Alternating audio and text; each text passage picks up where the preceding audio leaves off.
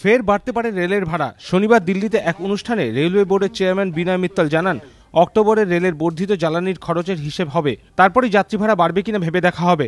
Rail board সূত্রে খবর 2 থেকে 3% বাড়তে পারে যাত্রী ভাড়া।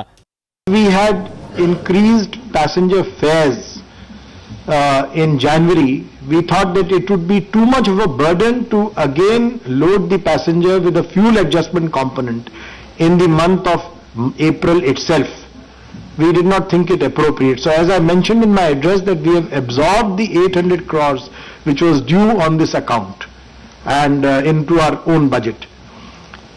When will it be introduced? Well, the policy which is stated is very clear that there will be a 6-monthly assessment.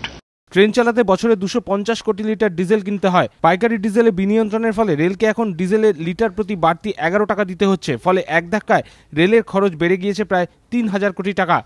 Rail বোর্ডের দীর্ঘদিনের দাবি, জ্বালানি খরচ বৃদ্ধির সঙ্গে যেন যাত্রী ভাড়া বাড়ানোর সুযোগ দেওয়া হয়। কিন্তু এতদিন শরিক দলের হাতে রেলমন্ত্রক থাকায় সে সুযোগ দিতে পারেনি কেন্দ্র। কিন্তু এখন কংগ্রেসের হাতে রেলমন্ত্রক আসায় এবারে বাজেটে রেলমন্ত্রী ঘোষণা করেন, এবার থেকে যাত্রী ভাড়ায় আলাদা করে ধরা হবে জ্বালানি খরচ। ইতিমধ্যেই জানুয়ারিতে রেলের যাত্রী ভাড়া বাড়ানো হয়েছে এবং বাজেটেও ঘুরপথে দূরপাল্লার ট্রেনের ভাড়া বৃদ্ধির প্রস্তাব করা হয়েছে। এপ্রিল থেকে রেলের পণ্য মাশুলও বাড়ছে।